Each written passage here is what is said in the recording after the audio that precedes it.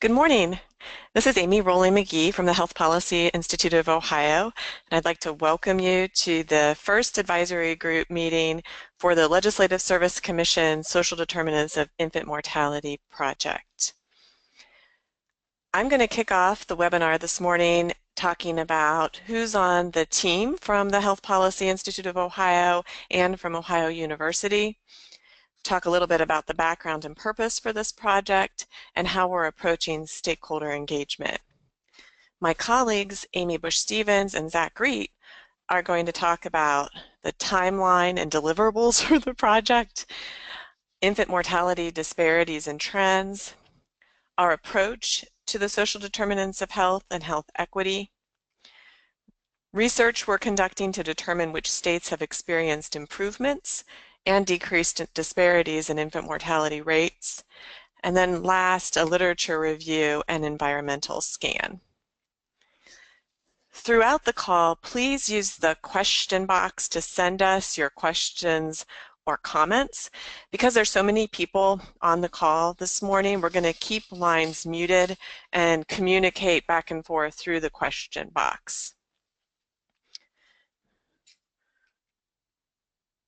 So once again, I'm Amy Rowley-McGee. I'm the president of the Health Policy Institute of Ohio. And really our whole team will be contributing to this project. Amy Bush-Stevens is our project lead, and the rest of us will be assisting her, including Reem Ali, Haley Aka, Becky Carroll, Zach Reet, and Nick Wiselocal. We also have several interns who are with us throughout the summer who will be contributing to the project as well. And we have contracted with two researchers at Ohio University to help with data analysis. We worked with Ani and Francesca on our health value dashboard that was released earlier this year. We were very pleased with the partnership we developed and the work they did for the dashboard, so we decided to continue that partnership through this project as well. I'll talk a little bit more about the composition of the advisory group in a few minutes, but first wanted to mention that we're convening 3 groups for this project. So there's the larger advisory group, which has over 100 participants, a smaller steering committee, and also a smaller housing subcommittee that will be helping to advise the project.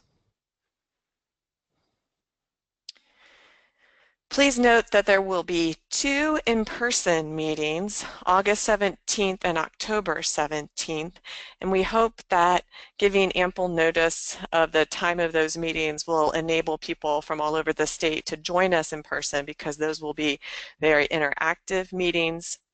In particular, and also there will be 2 meetings of the housing subcommittee, one in person on August 23rd and another on September 21st, which will be a conference call. And here are the dates for the steering committee, which is that smaller group that I referenced a moment ago. Just going back though to our advisory group meeting schedule, we decided to host today's meeting as a webinar because we knew we weren't giving quite as much notice for the timing of the meeting. This webinar is going to be recorded and available to those who were not able to join this morning's call. We know there was at least one conflict today that was keeping some people from being able to be a part of it, but they will be able to catch up very quickly by listening to the webinar.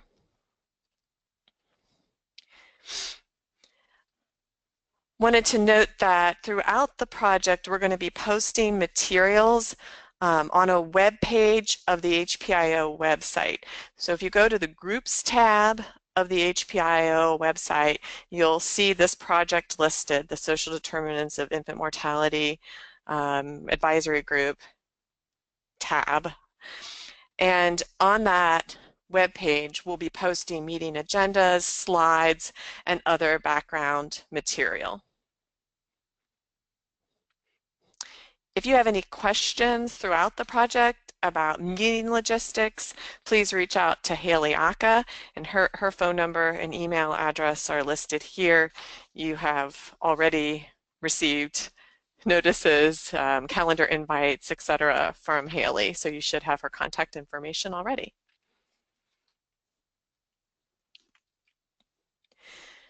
Most of you likely know that the Ohio Commission on the Ohio Commission on Infant Mortality, which included legislators and other experts, issued a report with recommendations in March of 2016. Most of those recommendations were enacted in Senate Bill 332, which was sponsored by Senators Jones and Tavares.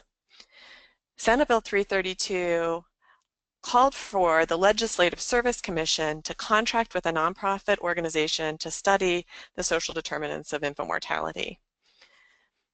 The Commission, meaning the Ohio Commission on Infant Mortality, acknowledged the importance of the social determinants of health, but felt that there was a need for more study of the complex range of factors that impact infant mortality beyond clinical care. As a result, the Legislative Service Commission issued a competitive RFP earlier this year, and we were delighted to find out in late April that HPIO was awarded that contract. There were several requirements for this project that were laid out in the legislation that passed at the end of 2016 and was signed into law by the governor in 2017. So I'll review those here. One of the requirements was to review policies and programs related to housing, transportation, education, and employment, to look at opportunities to improve policies and programs and create policy recommendations, to evaluate best practices from other states, and then last, to study the impact of a state-funded rental assistance program. We're monitoring progress on a Ohio Housing Finance Agency pilot project to provide rental assistance to at-risk pregnant women that was a result of Senate Bill 332. We are working with OFA to ensure that that process and the results of that pilot inform our work on this objective. So now I'm going to talk a little bit about the composition of the larger advisory group. Here you have all the various sectors that are represented on the advisory group, including the number of people who self-identified in these categories. The categories that are in red represent people who are knowledgeable about the social determinants of health. And we deliberately included many experts on infant mortality and equity, but then wanted to also broaden to include those who have specific expertise in these new areas that we're going to be studying throughout this project. And we'll continue to build the advisory group as we hear of additional potential participants who in particular are in those various sectors that are in red. You'll see here that there's lots of overlap with other infant mortality prevention initiatives. 55 of you are involved in a local infant mortality collaborative. 46 of you are members of OCPIM, which is the Ohio Collaborative to Prevent Infant Mortality. This overlap was intentional. We know that many of you have been working diligently at a local and state level to address the many factors that contribute to infant deaths. We know that the requirement for further study of social determinants was the direct result of advocacy, of your advocacy. So our hope is to build off of the community and clinical knowledge that's already been built in our state, as well as learning about what has worked in other states so that more babies live to their first birthdays and many more years after. If you have any questions about the stakeholder groups or any of the introductory information that I've just shared, please type them in the question box, and we'll just pause here for a second to see if anyone has any questions that we should address before moving forward.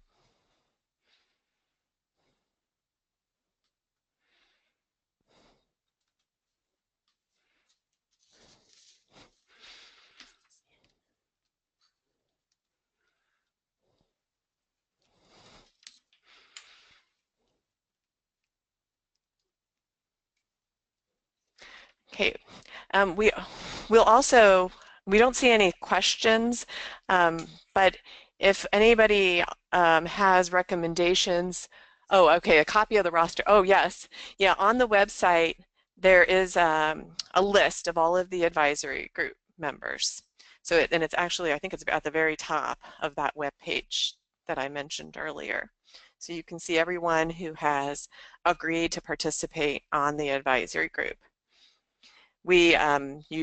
Those of you who are on the call know that we asked for the folks that we invited to serve on the advisory group to complete a survey monkey so that we could get comprehensive information on everyone and have a formal commitment from everyone for serving on this advisory group. So there could be some folks that we reached out to who didn't take that step, although we had a very strong response rate. There seemed to be a high degree of interest and commitment to joining this group and working to find policy solutions to address social determinants of infant mortality. So I'm just going to pause, see if there's any other questions. Doesn't look like there are, so I'm going to hand it off to my colleague, Amy Bush-Stevens now.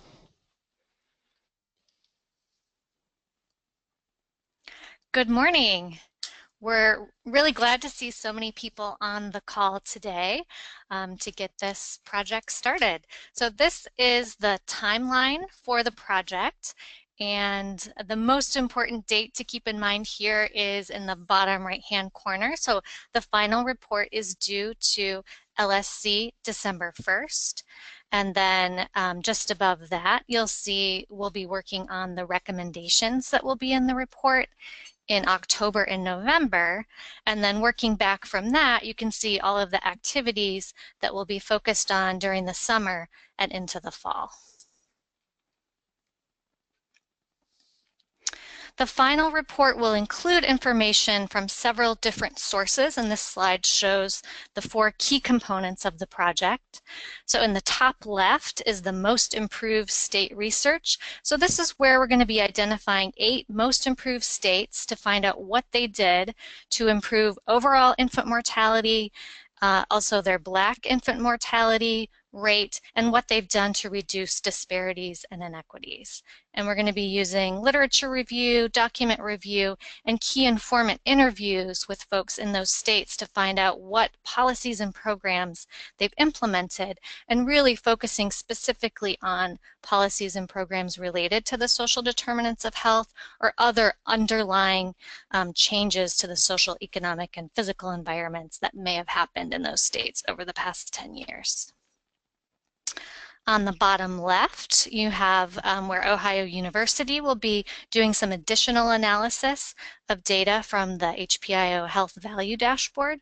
So here we're going to be taking a look at which metrics from the social and economic environment domain and the physical environment domain are the strongest drivers of infant mortality.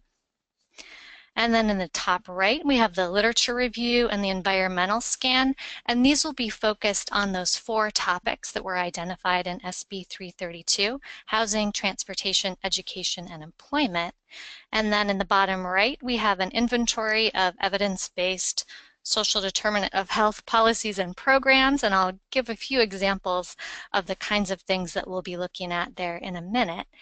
And throughout this process, we'll be sharing information with all of you so that you can provide us with guidance on how to interpret it, what's most important, and where there might be gaps that we need to fill in. Before we get into the details of these 4 components, I want to lay the foundation for why this project is important by sharing some data about infant mortality, the social determinants, and health equity. And for many of you on the call, this information will be very familiar, but we have some partners in this group who are from sectors beyond health, so we want to make sure that everyone has this context.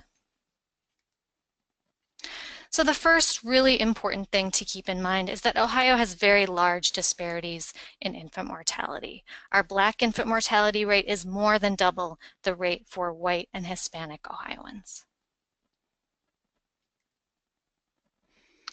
The second thing to be aware of is that Ohio has one of the worst Black infant mortality rates in the country. So this map is showing the 4 worst states.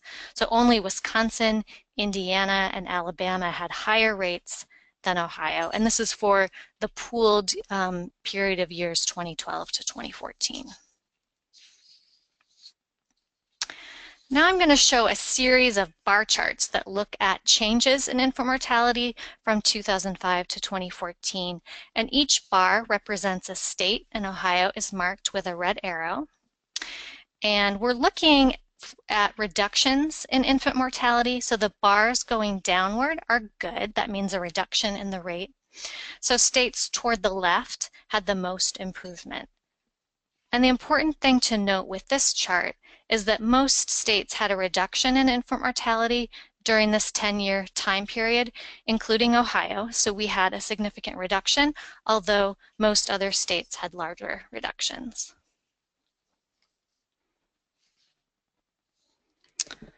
Gotta advance my next slide here. Okay, this is a similar chart, but looking at the Black infant mortality rate.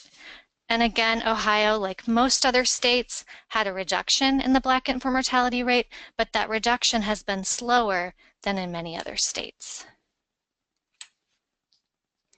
This is another way of looking at trend, but just includes Ohio. So the green line is the Black infant mortality rate, and the purple line is the white rate.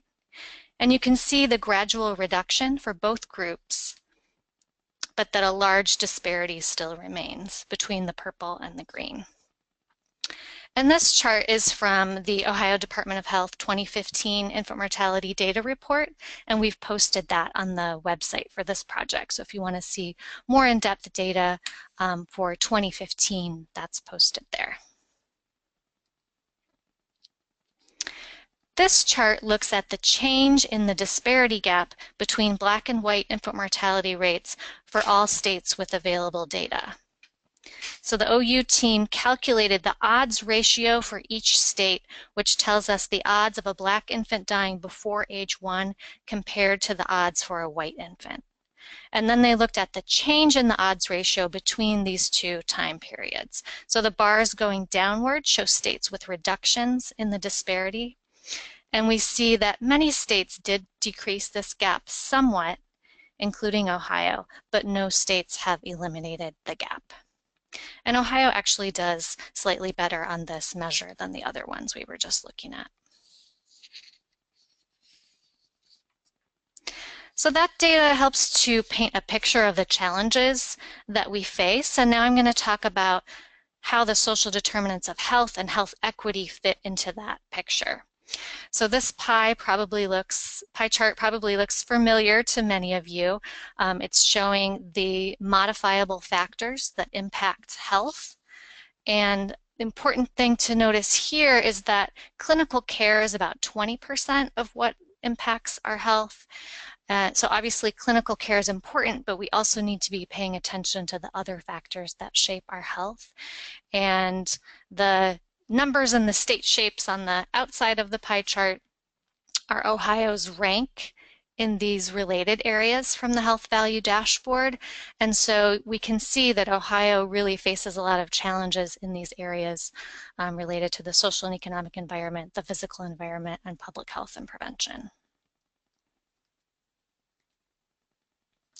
So we are very excited about going upstream in this project to really address those factors beyond healthcare. This is one framework for thinking about how social determinants of health affect infant mortality. Of course, we have the leading causes of infant mortality on the right that I'm sure folks on the call are very familiar with. But what we want to focus with here are the things on the left. So really looking at what are the leading causes of the leading causes. And we'll be focused here in the areas highlighted in red because that's specifically what was called out in SB 332, these 4 topic areas.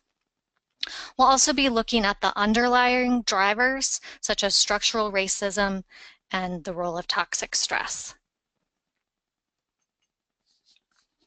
And here's another way of looking at it. I'm sure many of you are familiar with that this social ecological model. And we are going to be focused in this project on the outer layers of this circle. So looking at lack of affordable housing and transportation, unemployment, low-wage jobs, low-performing schools, structural racism, and poverty. Those are just some examples of the kinds of things that we'll be looking at, in particular in the literature reviews. This is a quote from a recent article in the journal Health Affairs that I think nicely highlights that healthcare and quality and access are important, but they're really not the focus of this project. We're going to be focused beyond healthcare and really looking at inequities. So we're looking at the inequities that are driving the huge disparities that we see in infant mortality and birth outcomes. Here are a few examples of these underlying inequities that we'll be looking at in the literature reviews. So this one shows that Black and Hispanic children are much more likely than other groups to be living in poverty in Ohio. This one shows the percent of students who did not graduate from high school within 4 years. So Black and Hispanic students are much less likely to graduate. Looking at neighborhood safety, we see that low-income parents are much more likely to report that their children are living in an unsafe neighborhood. And here we see that many of Ohio's largest cities where we have infant mortality hotspots are highly segregated. And all of these factors and many more contribute to infant mortality and poorer birth outcomes and the related risk and protective factors. This tree is probably a familiar image for many of you. There are many different versions of it out there. The uneven ground here represents differences in the social, economic, and physical environment, and the crates represent resources and policies and programs. And so in this version, even though all three of these people have equal-sized crates, two of them are still not able to reach the apples, because they're starting off from a disadvantaged position. So in this case, the apples represent optimal maternal and infant health. On this slide, where we have equal opportunity for optimal health, everyone can reach the apple thanks to these taller crates that are designed to take into account the different starting places in order to create equitable opportunity. So now I'm going to walk through a few examples of some of these tall crate policies and programs that we'll be looking into in this project. First, in looking at employment policies, we'll be exploring things like the Earned Income Tax Credit, Child Tax Credit, living wage initiatives. So really looking at what does the research literature say about the impact of things like the EITC and minimum wages on infant mortality rates. Looking at paid family medical leave, vocational training programs, and other employment programs.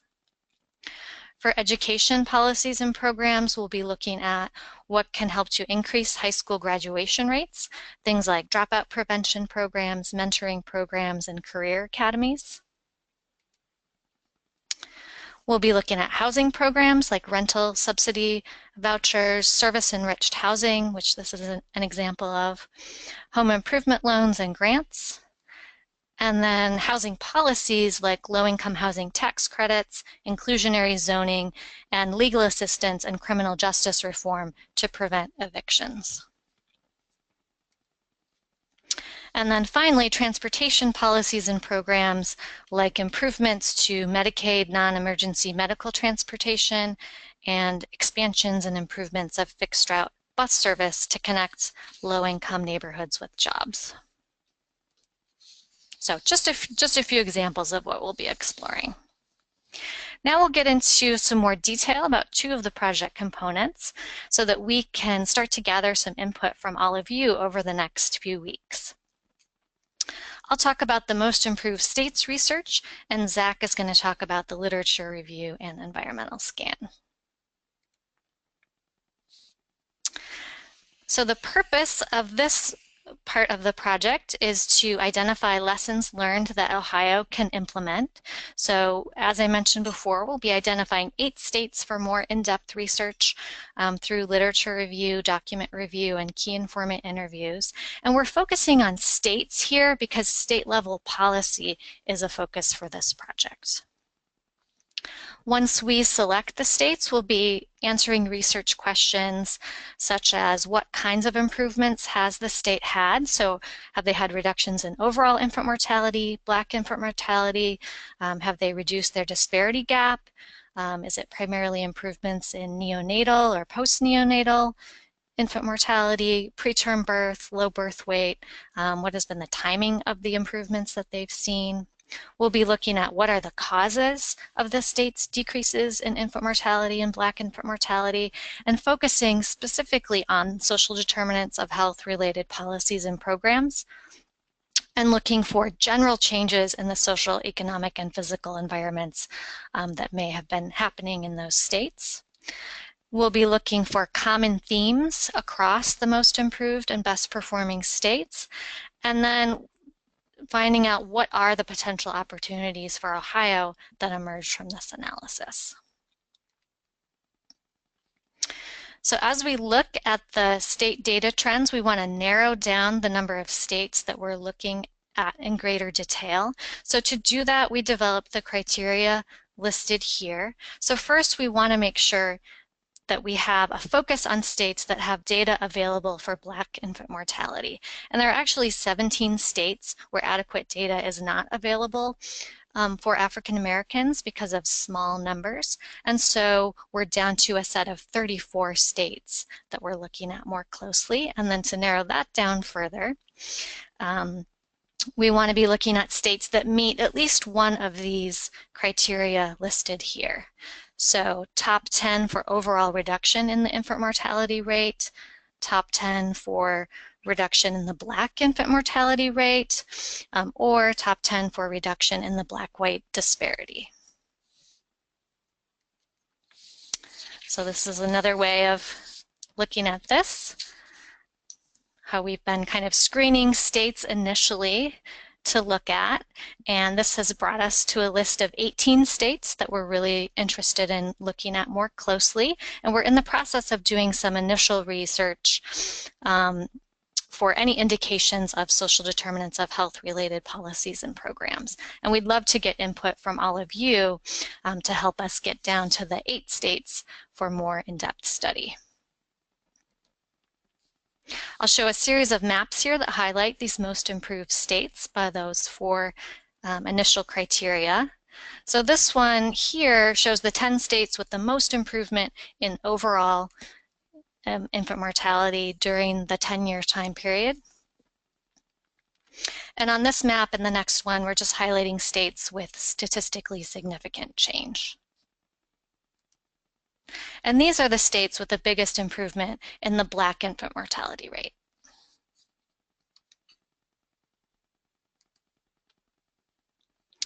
These are the states with the biggest reduction in the Black-white disparity gap.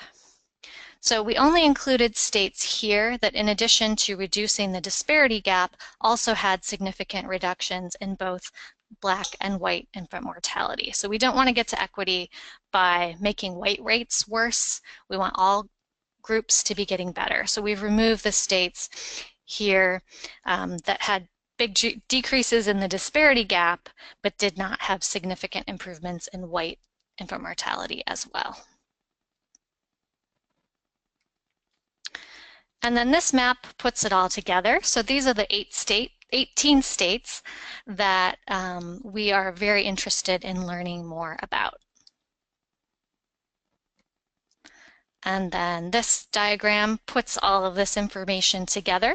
So you can see there are 4 states in the middle that actually met all 3 of these criteria. So we're really interested in finding out what's been happening in those states, but we're also going to be exploring all of the other states listed here as well.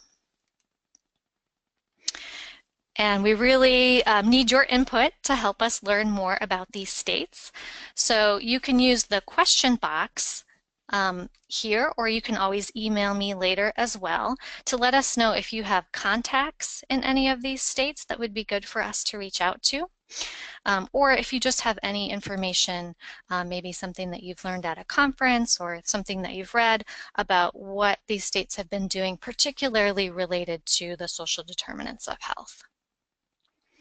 So we will pause here a minute and see if there are any questions. Hopefully folks are sending in suggestions, but we will scan for some questions as well. Okay, we have a question here. Is DC considered a state for this project? Yeah, we are definitely including DC.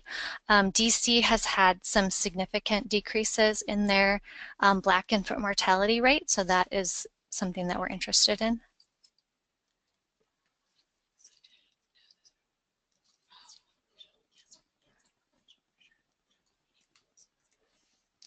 Which one? Looking. Oh, okay.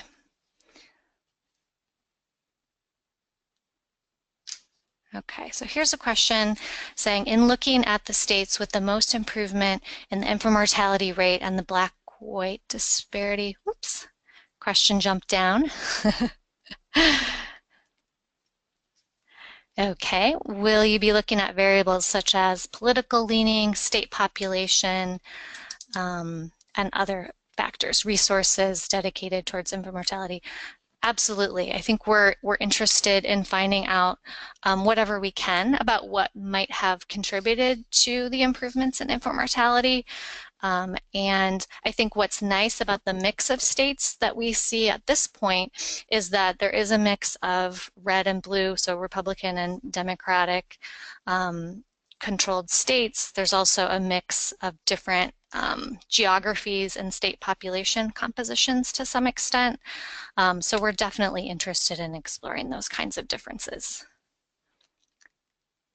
Have you developed a social determinants of health dashboard template we could use for metrics?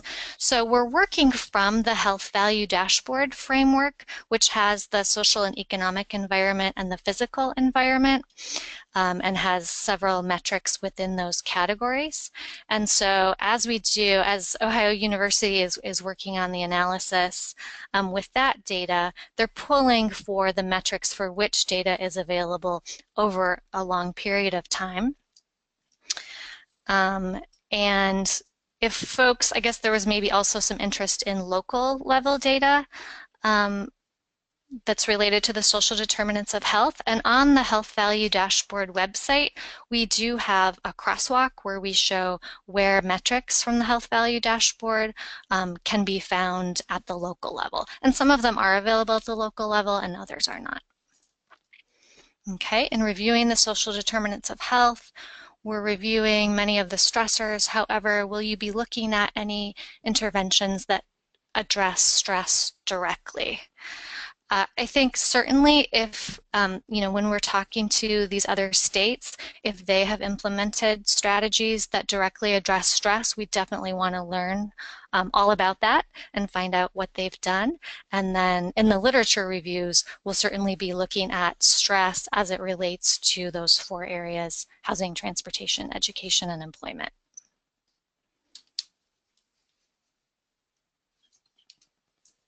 Okay, we've got another question here.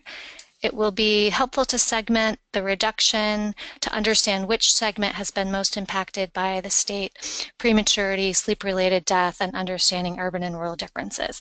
Yeah, so we're definitely pulling the data for the leading causes. So we will be looking at sleep-related deaths, preterm births, and looking at neonatal versus post-neonatal and other causes of infant mortality. Sometimes with some of the states with smaller populations, sometimes the data are not available, but we are definitely pulling that whenever we can. All right, great considerations. I don't see any more questions specifically on that right now, so I'm going to turn it over to Zach, who's going to talk about the next component. But if you think of additional questions and comments, please continue to type those in. Thank you, Amy. And as Amy mentioned, the final report will include a background literature review on the social determinants of health and health inequities as they relate to infant mortality and disparities in infant mortality. In addition, we'll be doing a detailed literature review and environmental scan on the 4 topics highlighted in red on this slide. So for each of those topics, we'll be looking at a set of questions to develop the environmental scan. And to talk a little bit about these questions, I'll use housing as an example. So the first question will be, how does housing affect health and well-being overall? And then specifically, how does housing and housing-related issues impact infant mortality? Next, we'll be looking at the scope of housing problems in Ohio. So in this section, we'll be looking at issues such as the burden of rent on personal budgets in Ohio and affordable housing units that are available throughout Ohio by income. Finally, we'll be compiling a policy landscape that'll answer questions about funding from the federal, state, and local level. We'll look at agencies and entities that are responsible for planning and implementing housing policy. And then we'll do a brief inventory of existing policies and programs related to housing in Ohio. Finally, we'll wrap up the environmental scan with an analysis of the extent to which current policies and programs meet the needs of Ohioans of childbearing age. So sticking with the housing example, this slide shows some examples of the types of issues and inequities that we'll be exploring in the environmental scan.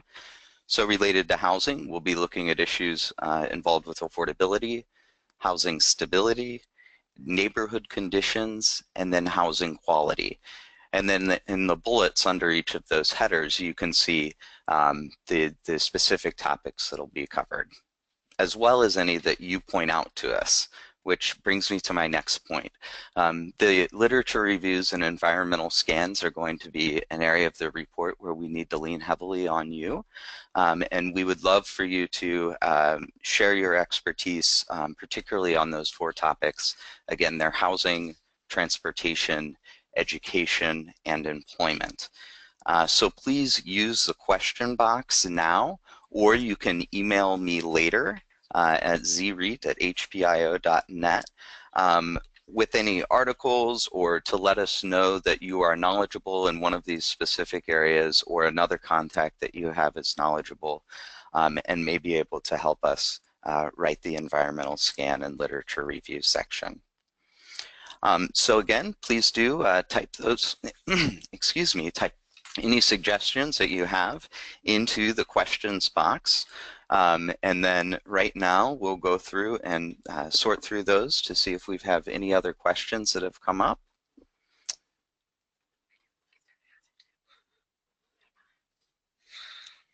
All right.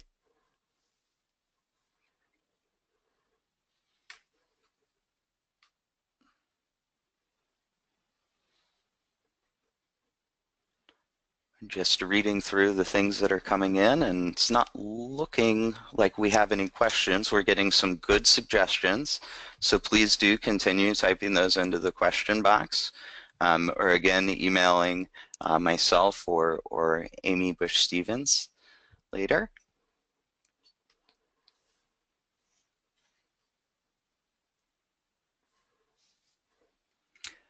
Doesn't look like we have any other questions coming in.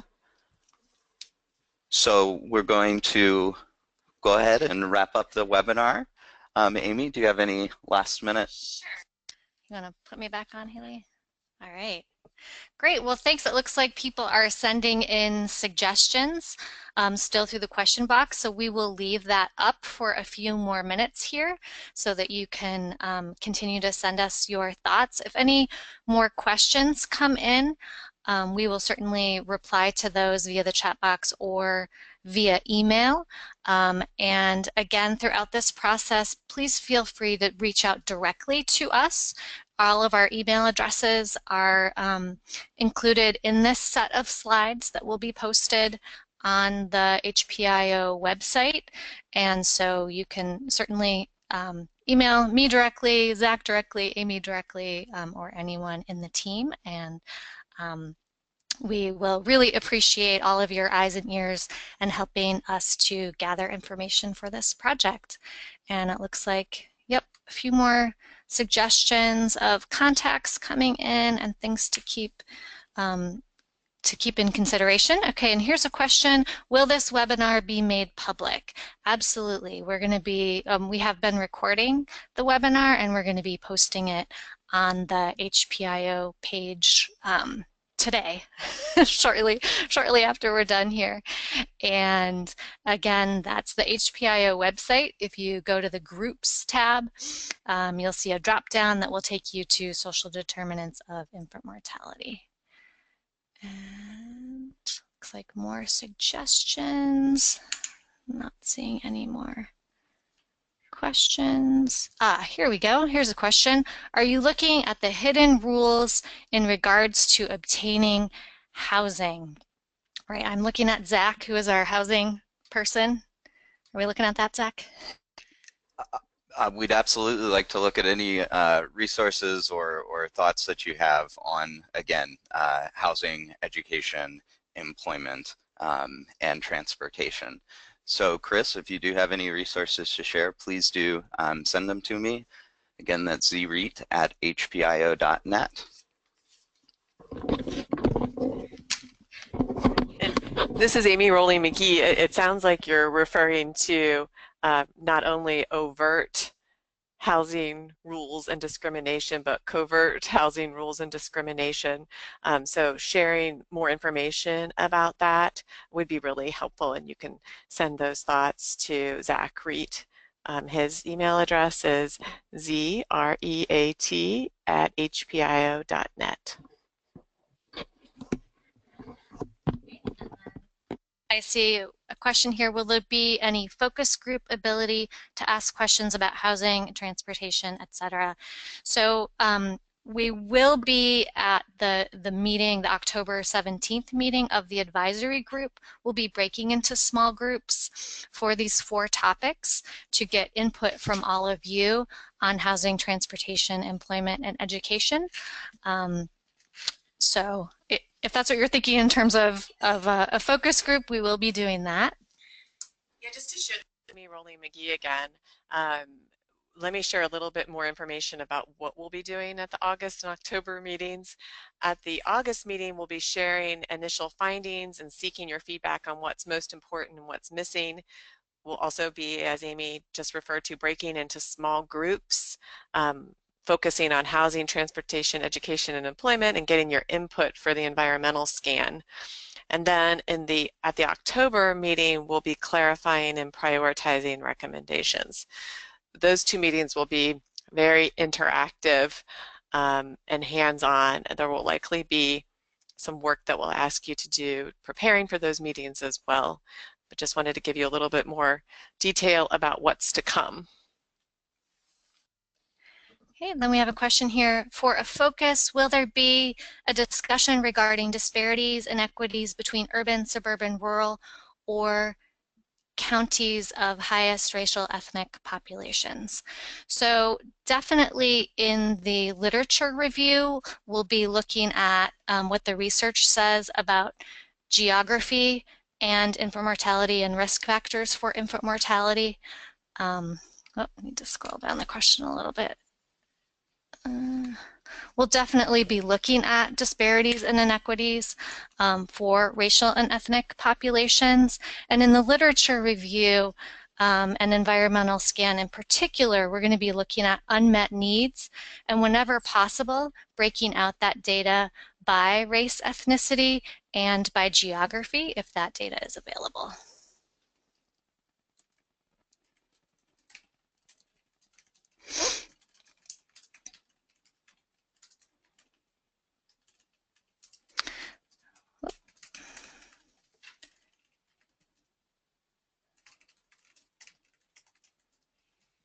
Okay, see some further suggestions here, which is great.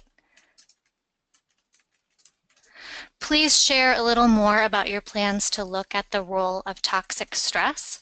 So primarily we're going to be looking at this through the literature review. So looking at what do we know from the research about how toxic stress impacts the various risk factors and pathways to infant mortality.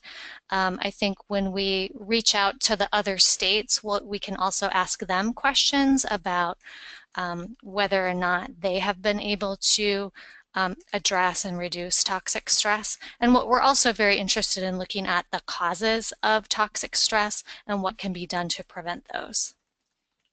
This is Amy Rowling McGee again. We would welcome if any of you are aware of particular research papers that you think very well cover these issues, please feel free to share those with us. Yeah, I think we will be doing a very comprehensive literature review, but I think if there's anything that you've come across that you think is very well done and insightful, send it our way, please. Question here, have you considered addressing racism as a social determinant of health? And we're very interested in looking racism and how it impacts housing, transportation, education, and employment. So SB 332 called out those 4 social determinants as the ones in particular that we need to focus on, but of course we recognize that there are many underlying factors that impact those 4 areas, including racism. So looking at racism and different forms of racism and how those connect to those 4 areas will definitely be included in the literature review and environmental scan.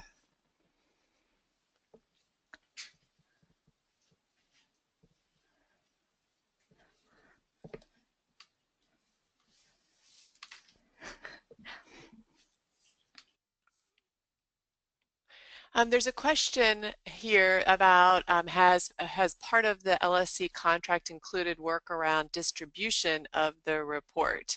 Do we see HPIO playing a role in educating policymakers about the findings other than the dissemination of the report? So I don't recall that the distribution was a formal part of our contract, but we will communicate with LSC about how they would like to disseminate the report, and we're certainly willing to use any of the channels available to us to disseminate. And I think that we would also share the goal of wanting to educate policymakers regarding the findings and the recommendations that are as a result the result of this work.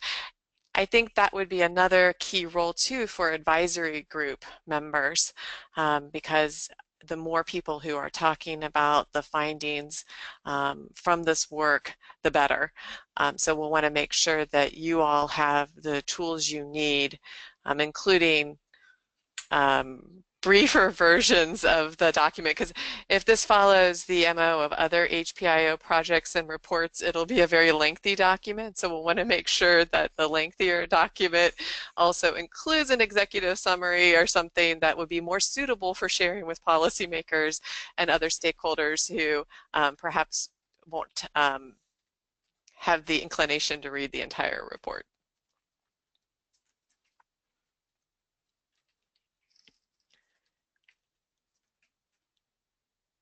Let's see, there's another question about, is there a plan for an improvement collaborative to learn faster and move forward faster?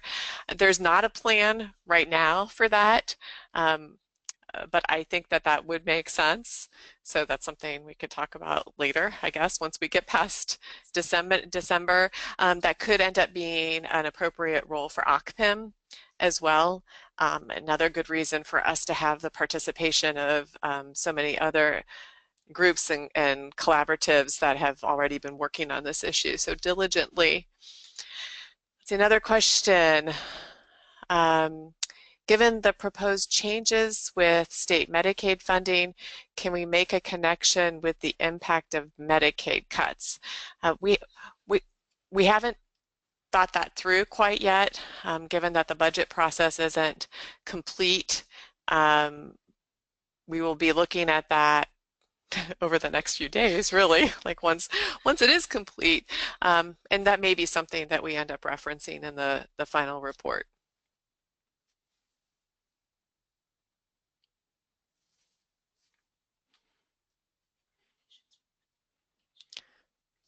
There's a question about whether we'll make recommendations for funding or reallocation of resources and policy.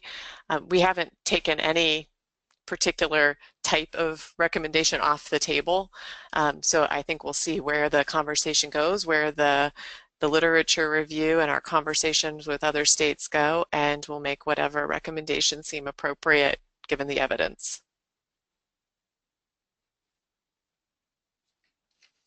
All right. Well, Amy Bush-Stevens, is there anything else that you would like to say? No, we thank you all very much for joining us today, and we look forward to learning a lot from all of you, and we hope to see you in person at the next meeting. Thank you.